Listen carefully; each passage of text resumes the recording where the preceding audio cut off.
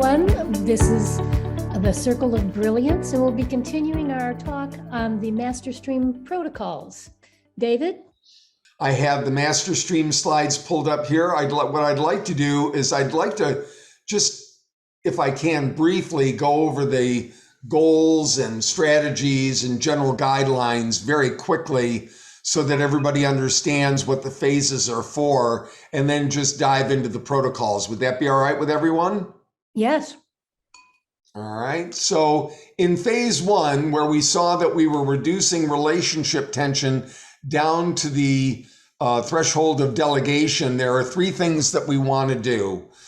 We want to develop a strong personal relationship. We want to establish rapport, and we want to create an environment for open disclosure, as well as having some interest stated to move the call forward. As far as the strategies in phase one, we're reducing relationship tension to the threshold of delegation. What it basically does is it really increases honesty. I think that's the key takeaway here, that we're increasing honesty and openness, and it does counteract dysfunction. So we don't want to leave tension too high. And then as far as general guidelines in phase one are concerned, we want to stay in rapport, be genuinely curious, linger in casual conversation, certainly have our aura correct and ready to proceed. We're in control. We should be in control. We know what we're doing, and move the person down grid. So when we go to the protocols for phase one, here are the protocols for achieving the reduction of tension, relationship tension, down to the threshold of delegation, and creating an environment for open disclosure and open discussion. So as you can see, these are pretty self-explanatory protocols. I would like to say that in terms of introducing yourself and your organization, you really want to have that worked out. You want to have your little 10 second, 15 second introduction of your organization and yourself. And in my case, it is myself. So I combine the two. You see here that we're adding commonality. What is that? That is answering the question, how did we end up here together? Here we are face to face going through a sales call. How did this happen? So we want to make sure that we refer to either the referral source or the reason for our connection and remind them so that it continues to reduce tension. Appealing to the person's nobler motives does a lot to reduce tension. As you know, nobler motives are found in mostly in the power element of the change grid, and it allows us to move that person's level of tension even lower. And then what we do is we add entree and foray before we continue on into the questioning portion of Master Stream. And the entree is, I have an idea about X that may help you do Y. And it's taking the reason that we're together and condensing it into a very brief statement that should now tell that person we're ready to move on in the sales call. So when I add entree, I'm basically stating a benefit of my being there, and a fact or a feature or something that is going to be interesting to this individual and they're going to want to know more about. So the entree should be planned as well. It should be targeted, and it should be focused on why you're there.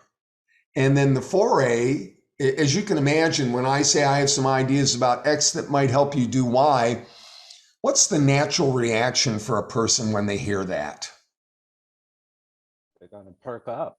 They're going to perk up, and they're going to maybe even ask the question, well, how do I do that? How is that done? Tell me more about that. Right, tell me more. Please Exactly. tell me I'd like more. to hear about that. Yep. And because we don't want to get involved in presentation, we're not even ready for that, not even close.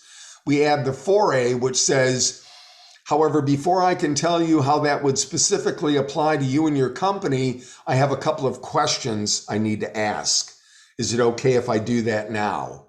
And I secure my permission to continue. And at that point, tension should be reduced down to the threshold of delegation. The person should be sitting back, a little bit more relaxed, maybe legs crossed even or something like that. And we use that entree and foray to re-engage them in the conversation. So we want to make sure that we're physically, and it's difficult now because we're doing a lot of this via Zoom. So you have to even be better at being able to spot those things on the screen, facial expressions, movement, questions, expressions. You have to really focus in on the screen if you're doing this via Zoom to get as much information as you can to know you're having the impact that you're looking for. So does that give everybody a better feel for phase one and how in the master stream process we're accomplishing those goals? Yes. Yes. Makes more sense now, Brian? Yes. Okay. And so, when you're with a patient, you could see most of this being applicable to what you do. You greet the patient, identify yourself as the doctor, engage in brief, casual conversation, welcome them to the practice, introduce yourself, add commonality, appeal to the person's nobler motives about health and wellness. I have some, ideas about health and wellness that might, be very valuable to you. But before we get into that, I'd really like to understand more about you and the reason that you're here. So let me ask you some questions. Does that resonate with you, Brian? Yes, I think that's where a lot of physicians may miss the mark, is the entree and foray. Mm-hmm. So in other words, where it is that I have an idea that will help you, that's more of a paternalistic perspective. And I say, this is what's going on and this is what we're going to do. There's no partnership. Right. And I think that's the missed opportunity, because then it becomes, well, what if I don't want to do that? And so it sends people in the opposite direction. Yep. I've had some teeth issues over the last few years, and I'm having an implant put in December. And when I went to the practice, I had a couple of teeth pulled years ago because they just were such a problem, and they were my upper back left teeth, both of them. So it makes it very difficult to chew. But when I went to the dentist to talk about the current problem and what we're going to do, they didn't really do any due diligence about, how is this impacting you? And if they would have just asked the question, I would have told them that it's more difficult to talk. My tongue gets confused in my mouth. This is what I do for a living. So, I really need to be as on top of my game as I can be. And if they do, and if they just would have asked a few questions and gone into a little bit more detail, I don't know that I necessarily would have been willing to cough up the other $10,000 that I needed to cough up for those two teeth, but I certainly would have been a lot more interested and attentive to what they had to say. Right. And I just point out that it was really this phase of MasterStream that was not engaged in. It was more, let me show you what the costs are. Let me show you a model of what this is going to look like. Let's talk about the procedure. It was going into the areas of discomfort for me far too quickly. And I literally left without agreeing to anything. And after I got home and thought about it for a little while, I decided that, well, this one tooth, which is right in my smile line, has got to come out. It's going to need to be replaced. I'm going to go ahead and do that. And I'm still not happy about it, but I convinced myself of it. Right, right. And see, that's where I think this protocol becomes an important factor, because we were taught motivational interviewing, but it doesn't go through, and it's not as complete as this. So I think, again, that's a missed opportunity that I can see where this could truly benefit the relationship, and even the patient experience, because that has an impact on quality. Right. Well, it really does, and it has an impact on health. I mean, think of all the patients who have chosen not to follow their doctor's advice simply because they were confused, concerned, or really didn't have any of their questions answered. Right. And that's why this framework, I think, fits so well in it. Certainly, I mean, it's the framework that I use in my process when I'm working with clients and trying to craft change. I combine ChangeWorks and MasterStream to give me the tools and the skills that I need to be able to do that. So with that in mind, if anybody doesn't have any additional questions, I can go ahead and move to phase 2. Do you apply this first phase to yourself as well? Because you talk a lot about, and that was useful for me in terms of this idea of managing your own tension before each call and each client engagement. So do you use these processes, these protocols on yourself as well? Well, yes and no. Yes, because they're ingrained in me, and I don't do it consciously, but I do before I go into a call or have a meeting or a connection of any type. I do look at my MasterStream card if I'm in a selling process, not the coaching process, and determine what the objectives of the call are and look at the protocols that are going to support me in those objectives. So, I'll be the first to admit there are a number of times that I've gone into a call cold without preparing, and you know what? It didn't work out as well as I wanted it to. Mm. And I think a lot of that comes from that unconscious competence, that turns into unconscious incompetence. It's something that I've been doing for so long, and I've read the protocols so many hundreds and hundreds of times that they're pretty much ingrained in me. But that doesn't mean that before a meeting or before a coaching session or before a sales call, that it doesn't make a lot of sense to sit down, look at the protocols, think through it, understand how I'm going to achieve my objectives, and then proceed. That's why I wrote an article actually on LinkedIn a while back saying, always arrive 10 minutes early for your appointment. And the reason is because number one, it's a courtesy, but number two, it's because you have time to sit in your car and get your mind right around what you're trying to achieve. Right. I think that's very important, especially in today's time, because what I often hear when I'm interviewing patients in the health behavior perspective is, I'm too busy. I'm too busy. And they're so stuck on doing more. But in my opinion, they have the wrong math. It's not about addition, it's about subtraction, subtracting those things that don't create the value for you. And then you can be positioned to take control over some of these things. But their excuse, and it's a valid one, is I'm too busy. Right. And I think that's easy for all of us to be caught up in. When I know for a fact that I have the time to do some things that are important to me and that I just choose not to do, I make that conscious choice not to do them. And I would tell you that for just about everybody, one thing that I did for a client one time, he was having really tough time management problems.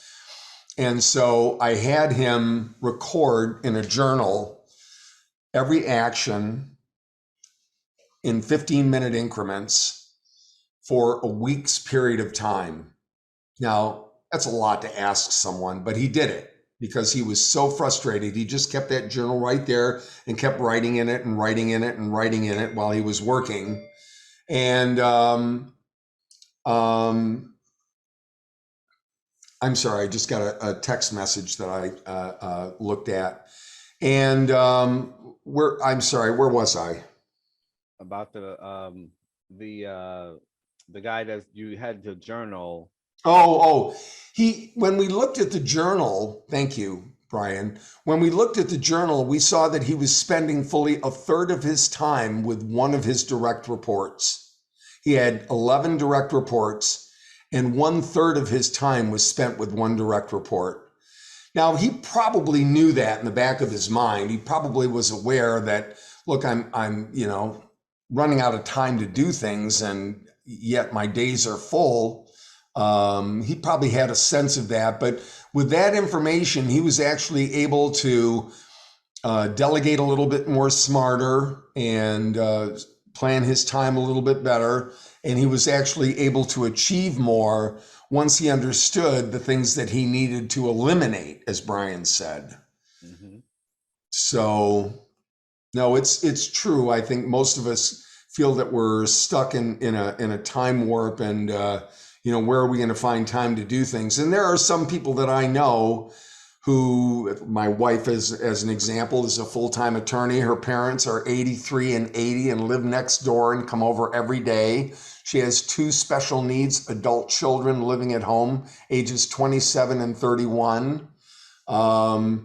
That's a busy, and she just started a new business called American Settlement Centers. She bought a business from another attorney, and she's going to launch that. So that sounds like a pretty busy person, doesn't it? Yes. But I guarantee you that if there are things that she wants to do, she finds the time for them. Yeah. I just want to, there, took care of that. So now if you're ready, let's go ahead and move on to phase 2 and look at that. Once we've reduced relationship tension down to the threshold of delegation, our next goal in phase 2 is to qualify the individual. Do they really have a need? Is it a legitimate, important need? How urgent is it? And I want to gather all the pertinent information that I can to make that assessment, because one of the worst things that you can do is try to make a presentation to someone who doesn't want it. Mm-hmm.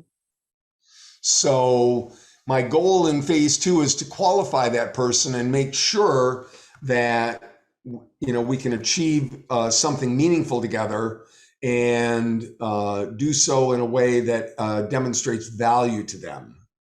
Mm-hmm. Our strategies in phase 2 is increasing task tension to the threshold of activation. We want to now focus that person's attention. We want to take tight control of this process and ask questions, as you'll see in the protocols, that will go through the path to self-discovery and raise that person's task tension up to the threshold. So we want to prepare that person to hear a solution. We certainly don't want to debate, and we want to create some space for our phase 3, as well as boost perceived value. So we achieve all of that in, sorry about that. I'll turn it on silent. It won't happen again. So we want to boost perceived value here, and we do that by the questions that we ask. The more prepared we are, and I'll tell you, in phase 2, it really makes a lot of sense to sit down in terms of phases in phase 2 here and prepare our questions. Oftentimes, people don't see obstacles or have vivid objectives that they're trying to achieve.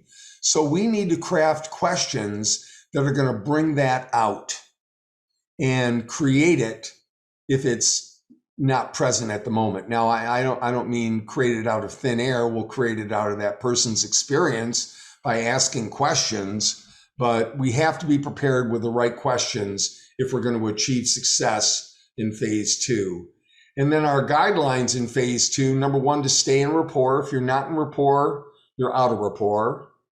Ask open-ended questions. Certainly don't launch into any kind of presentation yet.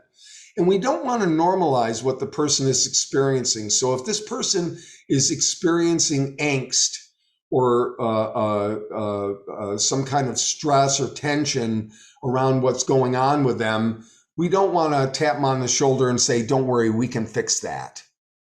You know, what if I did that, what direction would tension go? Would it go up or down? If I told the person I've got a fix for your problem. Goes down. It's going down. Yeah, it goes down. Yep, goes down. So we don't want to normalize what the person is experiencing. We want to just stay in a neutral position. You know, those are those verbal pats on the back that we don't want to do. And we do want to reflect where the person is out of control and don't do anything that lowers tension. So sitting back, talking slowly, you know, when we're in phase 2, we need to have some energy and focus around our questions so that the person follows along with us and doesn't necessarily try to take control back. And if we're not prepared with our questions, if we don't have a very streamlined process, we can lose control in this phase very quickly. It's very easy for clients to come in and you know, want to get into solutions before we're ready, which really takes a lot of the oomph and power away from our solutions. So we don't want to do that. And as far as the protocols in phase 2, we want to focus the line of questioning. So I'd like to now talk to you about X. I ask white questions to begin with, and I have as many white questions prepped as I possibly can, because again, this is our pyramid that we're building and we need a really solid foundation of fact. So I ask a lot of white questions. Then I move to the green questions, and I use the green questions to create a brighter future, a more vivid picture of what could be by asking questions around where they want to go, and if they were able to achieve that, what would that mean, and what would that mean for the business, and what would that mean for you, and what might that mean for your family? You know, so I try to get as much green as I can before I move on, but I want to make sure that by the time I'm done asking green questions, that person is looking forward to a very bright future that they're anxious to achieve. So that's why preparing those green questions can be so important as well. We know our client, we know their company, we know a little bit of background. We should know something about the industry, do a little research first, certainly. And use that to create green questions. You know, if I'm talking to an insurance agency, you know, one of the things that I talk about is retention. You know, how much retention would you like to achieve? If 100% isn't possible, what's industry best practices? And, you know, what about organic growth? What kind of additional premium have you written this year, and what were your goals, and where are you according to your goals, and how's that working out? So I want to know something when I'm asking white, green, and black questions, because it will help me guide the discussion. Next, I ask the black questions. And here, what we want to do at the end of the green questions, the person was looking at a very bright future. We want to see what stands in their way. So we start asking black questions like, well, with the organic growth being 5 points below what your goal was, what happened? What got in the way? What stopped you? What, you know, where were the letdowns in your sales efforts? And your closing ratios that really kind of held you back from achieving the kind of growth that you were looking for this year. So what I do is I make the current reality apparent by asking black questions that will refresh in that prospect's mind, that patient's mind, what they might have been doing that has been holding them back from achieving that growth or from achieving the health that they're looking for if I'm in a medical situation. So I ask as many black questions as I need for tension to get close to the threshold. And then I ask maybe one red question to confirm that, something like, and how serious is this to you? How important is this? How does this make you feel when you see this? And that question should tip me right up to the threshold, which gives me the level of tension that I'm looking for. Mm-hmm. So once I've accomplished that, then I want to restate the problems as questions. So you're having a problem with organic growth. You're having a problem with retention. You're having a problem with your health. You're having a problem here or there. And then I check for accuracy and completeness. Have we talked about everything that you wanted to talk about? Have we covered everything that's important to you? And hopefully we have, otherwise we have to recycle through our white, green, black, and red steps again. But we check for accuracy and completeness. Is there anything else that I need to know before proceeding? And then if I get all clear, I restate the problems as goals. So our goal needs to be to find a solution that will increase organic growth, increase health outcomes, increase retention in a way that allows you to accomplish your objectives. Yes, absolutely. That's what we need to achieve. So Brian, does that help maybe get you to the questioning techniques that you need to take a patient from hello to, hey, there's something that we need to do?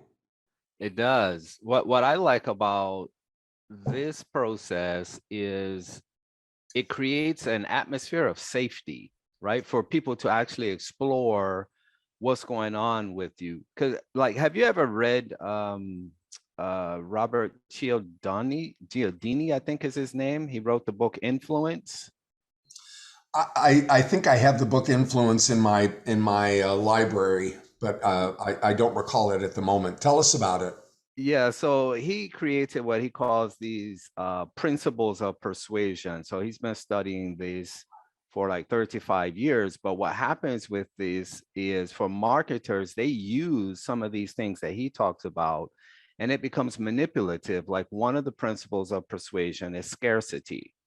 Mm-hmm. And so marketers will use that, and they'll take and create this whole climate, if you will, for like FOMO, fear of missing out. And so they use timers, and there's like, there's only so much, and it's a digital product, all these different kinds of things. But it becomes manipulative. Yes, it really does. But this is a safe space, so that this protocol creates a safe space for people to say, okay, yes, this is an obstacle that I'm experiencing, but you just walk them through a reality of a situation where they can now say, okay, but I can see light at the end of this tunnel, so I'm okay.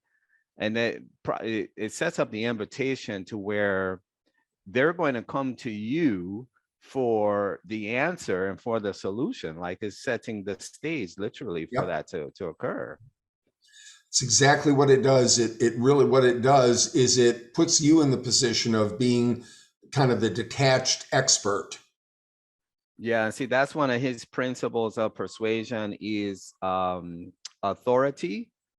He has liking, authority. I think there was social proof, commitment, and consistency, reciprocation, reciprocity, unity.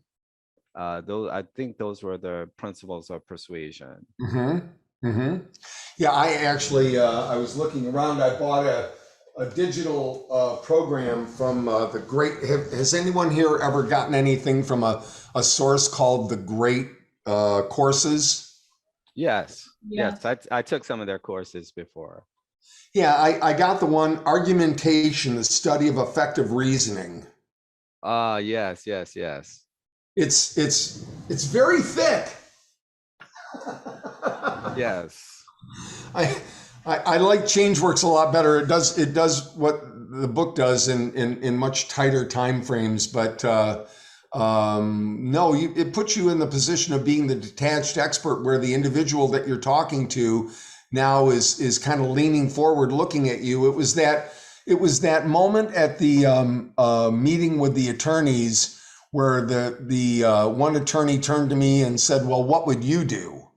Right, right. And that's exactly where we wanted. They got right to the threshold of activation, and they turned to me and said, "Well, what would you do?" But see, And they had to feel comfortable enough with you for that to occur, because if they were yes, still trying to figure you out or trying to figure out, I call it a shakedown meeting, where they're just checking you out because they just don't, they're picking up on something they can't put words to. They would have never said anything like that. no, no, no. They would have just said, "Well, thank you for the information, and we'll take it from here." Right.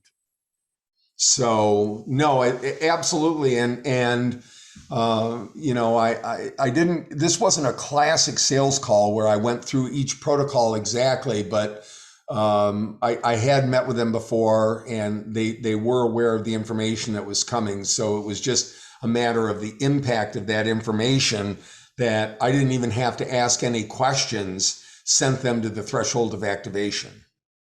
Nice. So there are, you know, you can think about this strategically. There are ways to get these things done that don't necessitate, you know, you're actually doing them. You can use things like I did, that information that was going to really focus or function as a phase 2 protocol in the meeting. I just gave them the information. I gave them the white information, and they had green in their mind what they were looking for, and what they came up with was mostly black. Mm-hmm. So there are a number of ways to accomplish selling and achieving particular goals within the master stream, that you can use different methods and techniques to accomplish. But these protocols give you a really good sense of, in a one-on-one or a selling situation with a potential client, you know, what I need to be thinking about to move the ball forward. Right, right. Now, in MasterStream, we talk a lot about ethics, the standards of conduct and specific moral choices an individual employs in relating to others. And we share 3 different, what we call unethical tactics that are often used by salespeople: hard sell tactics, techniques designed to intimidate or pressure an individual into an action they may not otherwise have taken. I think of used car salesmen when I think of that. Mystical manipulation, a subconscious technique designed to transfer positive responses to an unrelated product or idea. T's favorite example of this is, want love, get, what's the toothpaste? It's red. Colgate? It's called Close Up. Anybody Okay. remember that toothpaste? Want love, get close up. Now, I will admit that T does also in his training that if you have brushed your teeth, you're more likely to engage in love than if you haven't. But one has nothing to do with the other. Right, right. I remember that commercial now, because it was the commercial where they showed the 2 couples like happily and, you know, like in heaven, love kind of thing. Right. So we don't stand for mystical manipulation. And the last one is artificial resource limitation, the intentional misrepresentation of the availability of a product or idea being offered. Well, if you're out shopping for a new car these days, there is actually resource limitation, and it's not artificial. But salespeople for years have tried their best to try and get people to buy by saying, this is the last one on the lot, or, you know, if you don't take this pill, you're going to die. Yep, that's the You know, scarcity aspect. In fact, finance industry is notorious for that. Like, get in first, and you have to get in, or you're going to miss out, in this kind of right, language they use. right. Believe me, they'll build more. They'll create more. So if we can't use hard sell tactics, mystical manipulation, or artificial resource limitation to sell, what are we supposed to use? And the answer is the truth, the complete and accurate representation of a product or idea through fully integrated honesty. So that's why I love MasterStream so much, because it's not manipulative. It's not tricky. It's not, you're not, trying to force someone into a decision that they shouldn't make. You're just using the truth to uncover the current situation to see if it's urgent enough, disturbing enough, important enough to do something about. And all of that information comes from the prospect. So now that we have gotten tension up to the threshold, we want to, as T said before, we want to keep tension from falling too far. So how do we do that in phase 3, or the solving phase? And we do that by providing the person with a solution that restores control, maintaining a sense of urgency, avoiding confusion, and minimizing objections. So those are our goals in the presentation. Our strategy is to maintain task tension as high as possible and power stress through maintaining focus, preventing shopping, streamlining the close, and minimizing objections. So we do that through the following protocols. Let me go through guidelines in just briefly. Staying in rapport, of course. If you're not in rapport, you're out of rapport. Keeping presentation short and focused. Covering the person's concerns completely, making sure that we've covered it. We got the facts, features, benefits, advantages, primary advantages in there. Convey a belief and conviction in the solution. And this is important. And I think everyone should really take note of this particular bullet. Sprinkle your presentation liberally with open-ended questions and keep the energy upgrid. So if I say, I think that X would achieve Y for you, what do you think? Do you see that working? Will that provide a solution to you? And I ask those questions after making a point, just to get clarity on whether or not I'm connecting. So what are the actual protocols that are involved in phase 3 of the MasterStream program? Here they are. So number 1, I present the solution. This is my solution to achieve organic growth, to improve retention, to increase health outcomes. Here are the features of the solution. Here are the benefits of those features in the solution. And here's a specific advantage that you will gain by implementing this solution. I ask my involving questions, cycle back to step 2 as necessary. And once I've gotten all of those features and benefits and advantages laid out, I want to create a primary advantage. Now, the primary advantage is the feature or benefit that will have the most impact on the prospect's tension.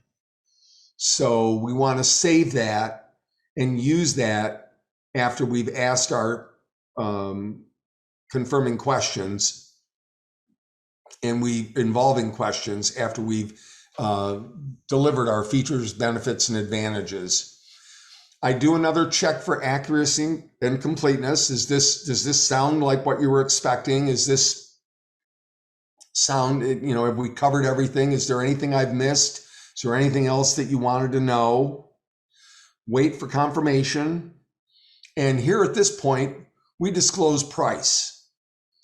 Now, in other programs, they save price for the very last second.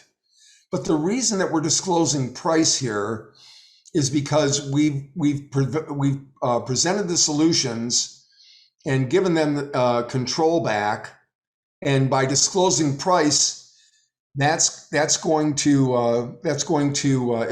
shouldn't increase tension significantly, but that's going to move tension back up a little bit, which is exactly what we want to do at this point. So we disclose price and we ask to move, before making a decision, bridging to phase 4, before making a decision, I'd like to just make sure that we've covered everything completely. So if I can I ask you a couple of questions? Mhm. A couple more questions. And that's where we move on into phase 4. Now, I've said this before, and I definitely want to, reiterate that I consider phase 4 to be the crown jewel of the program because it's a closing technique which doesn't require anything other than the truth. And if we use the truth to close, we shouldn't really have much difficulty and we really shouldn't run into any objections. Now, we do have an objection path protocol when objections do occur, but our goal in phase 4 is to eliminate that. So what's our strategy in phase 4? Increase task tension back to the threshold of activation. So we want to take task tension back up because we've presented a solution and a price, but has anything happened yet? No. And the answer to that is no. No. Nothing's happened yet. So before we move on, and as we move on, we want to increase task tension back to the threshold of activation, secure commitment, overcome hesitation, that I want to think about it. And it uses that person's logic to do so. So it's not coming from us. Everything is coming from them. And as far as general guidelines in phase 4 are concerned, we want to, again, stay in rapport. We want to convey a sense of urgency. So at this point, we might be sitting forward. We might be using our hands a little bit more, our facial expressions, our tone of voice, our pace, our pitch, to create a little bit more urgency in the call, because we want to get tension back up to the threshold. So sitting forward at this point is recommended. We want to provide guidance through the path to self-discovery, let the person do their own closing, lean forward throughout the closing summary, and don't expect objections. So how does phase 4 work? Phase 4 protocols. Now here, what we do is we begin by having the person summarize the green steps. So I would say, Eddie is one of my clients. Eddie, today we came to talk about X, and we've gotten to the point where I've provided some ideas and solutions to you. What were you hoping to accomplish today? Well, I was hoping to learn about how I could increase this or reduce that, or improve this or reduce that, or I was hoping to learn things that would help me in my business. Great. And tell me, with all those things that you're working on, what were the things that were standing in your way? Well, poor eating, poor sales processes, poor recruiting and hiring, got the wrong person in the wrong seats. All of those things have been preventing me from achieving those things that I want to achieve. And we just have them summarize it themselves. And then I want the person to summarize the yellow steps. So with all of those obstacles that still stand in your way, as we have just now explained, tell me how this solution helps you overcome those obstacles. And why is this solution a good solution? And does this solution seem to be the best solution for you? So what we're doing is we're getting the person to sell themselves. Mm-hmm. Yeah, this is good. Yes, and then we summarize with a red step, and that could be, and so what would you like to do? And we have a couple of ways to complete this, But we'll just ask another question that, and if none of this changes, what's likely to happen? A feeling question. I then check for accuracy and completeness again. Is there anything that we haven't covered that you wanted covered? No.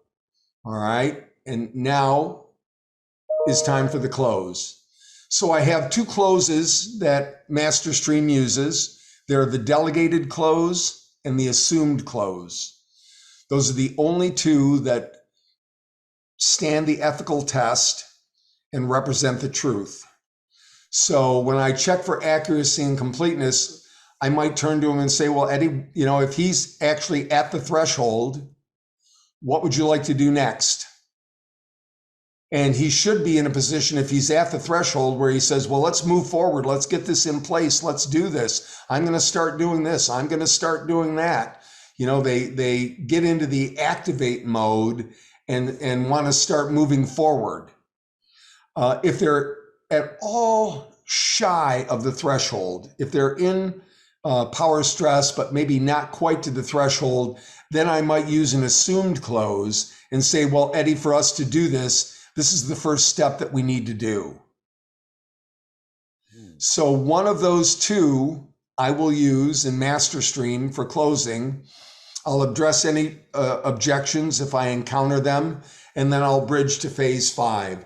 So what I've done basically is just walk that person through their own experience and their own background and their own words to have them choose to move forward, as opposed to me saying, well, do you want to start Tuesday or Thursday? Or I could take a 25% deposit today and get started. There are lots of closing techniques out there, hundreds of them. And most sales training programs focus on the closing as the most important step. And although I say that the phase 4 protocol, the committing phase protocols are the crown jewel, we achieve the close through facilitating the prospect back through their own words. Mm-hmm. So we're not, we shouldn't be seen as overbearing or putting on a lot of pressure or anything like that. We want to lean forward, but we want to stay controlled in our questioning so that we're not in the way of that person's experience. What were the I remember T saying for true change to occur, there must be enough feasibility, and I forget what the other 3 were, but it sounded like this step as the crown jewel kind of hits on all points, all those. Like, I think the other were like, it said it has to have enough feasibility. I think there was a sense of urgency there. Certainly there needs to be enough tension. I forget what the other one was. Mm-hmm. Linda, do you remember? Linda may be away. I'm not exactly. I'm sorry, Brian. I was muted. No, I don't remember. Okay.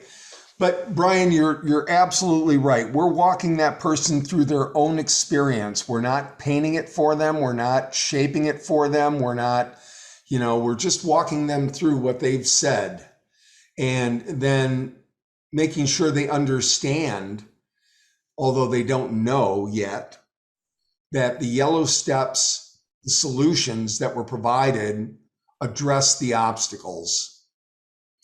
And by the way, in the yellow step, in the path of self-discovery, these solutions always focus on the obstacles, not the green step, not the objectives.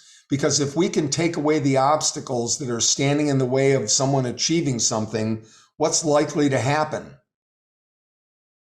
Yeah, they'll actually go through with the they'll succeed. Yeah. They'll succeed. They'll achieve their green step if we can take the black out of the way. Right. That's going to create a dopamine hit for them. They're going to want more of that. Yep. And that, I wish I knew the change grid as well as T, but where they're at here is more in the power stress, to high power stress area of the change grid. And that's where we want them to be engaged and really think through how these solutions are going to help them eliminate the obstacles that are standing in their way. Right. So we have to be prepared to share more information and additional information.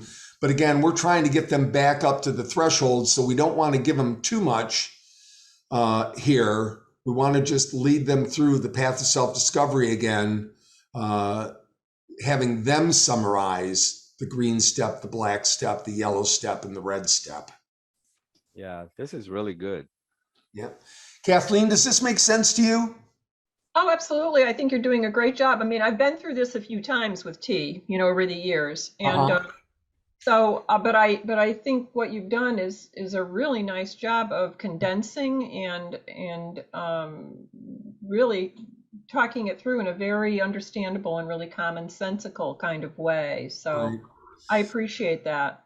Well, this is a master class, and actually, MasterStream is a 2-day program. The first day is really ChangeWorks, and the second day is the MasterStream and the MasterStream protocols. So, we've been through in 53 minutes what normally takes and I give people a chance to practice it too. At least a day to get through. So there's probably a lot that I've missed, but hopefully this is making some sense. Yeah, I can see how this can be applied to many different areas of life, not just, sales calls and those kinds of things. So I really like this idea of how it presents itself in terms of getting people out of their own way and Yep. being more conscious. But it takes you through, again, that idea of the word that keeps coming to mind to me is being a Sherpa.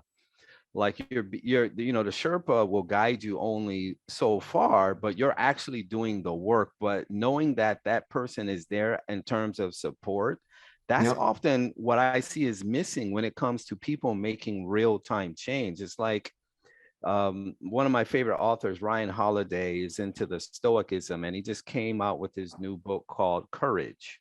It says courage is calling. So it takes courage sometimes to be able to stand on your own 2 feet.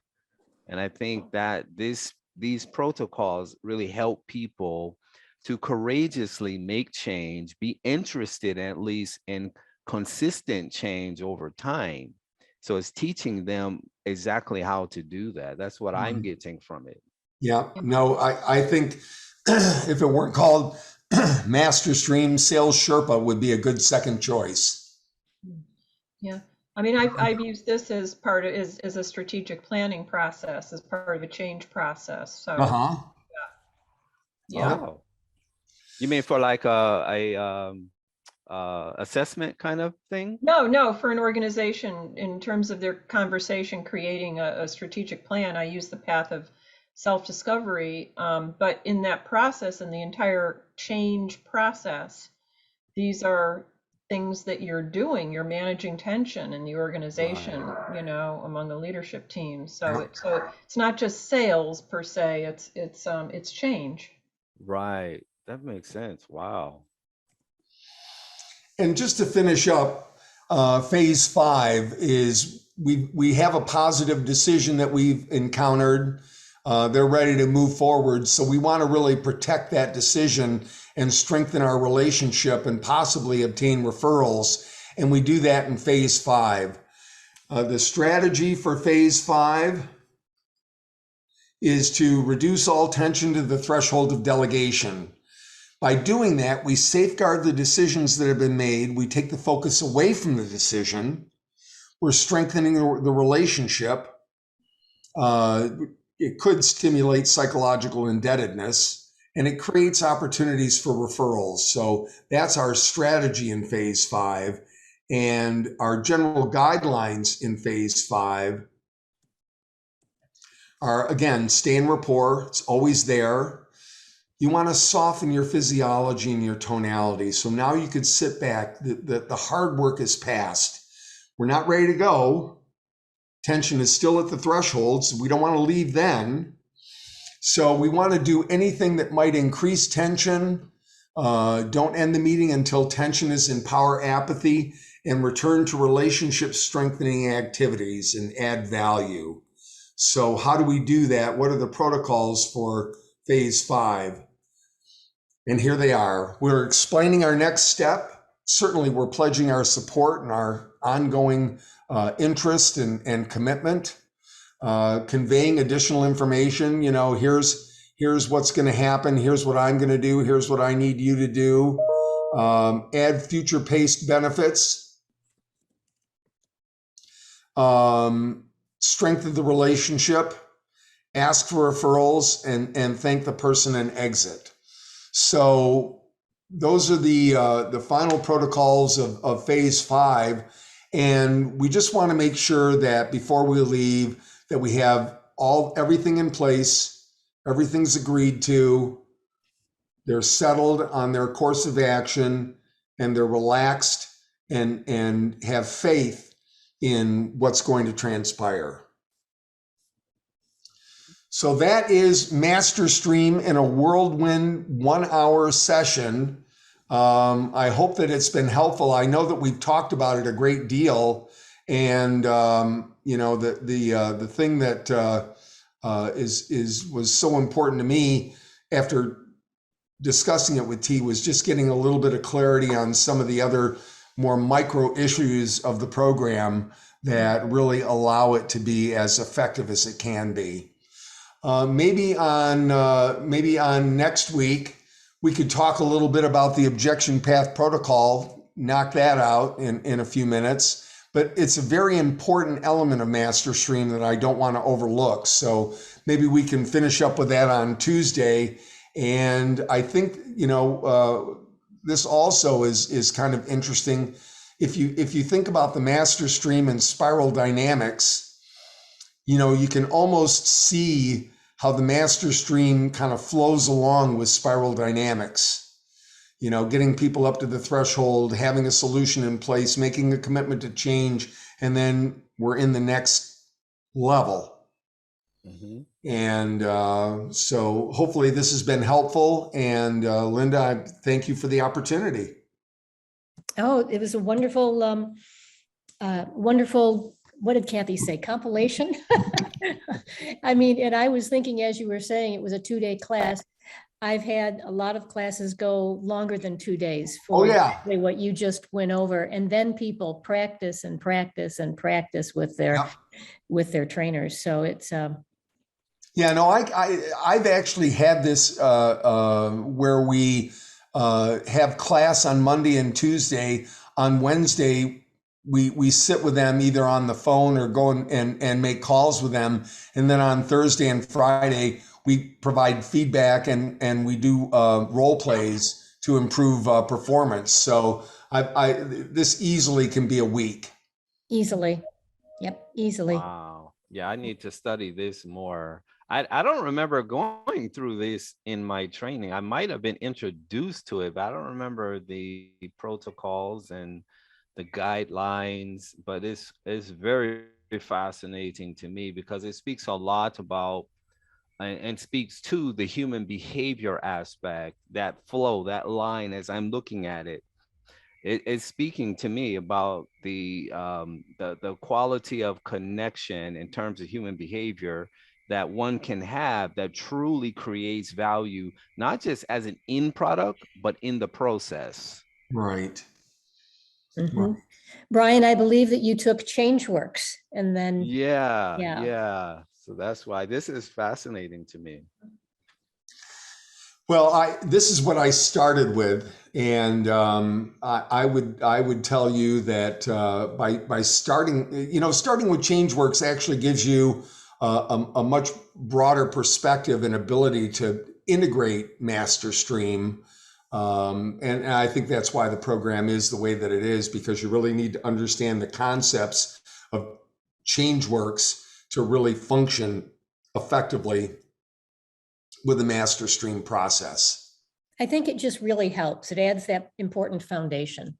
Yep. Right. Yep. Right. Got to know what the 5 levels of tension are. You know, you have to know that it's challenge and ability, and you have to know all the different elements that come to play in each one of those phases, in each one of those response states. Exactly.